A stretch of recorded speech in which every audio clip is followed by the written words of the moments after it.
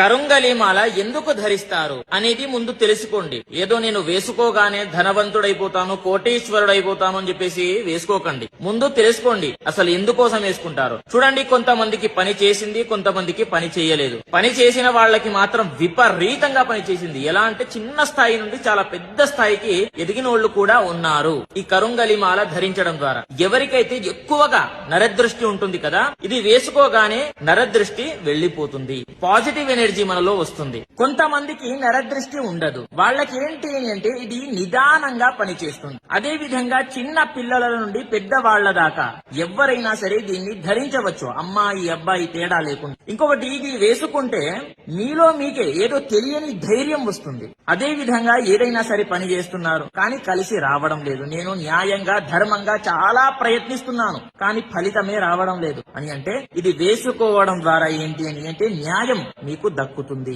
న్యాయం ఎక్కడైతే ఉంటుందో అక్కడ ఖచ్చితంగా ఇది ఉంటుంది అనేది గుర్తు పెట్టుకోండి, చాలా పవర్ఫుల్.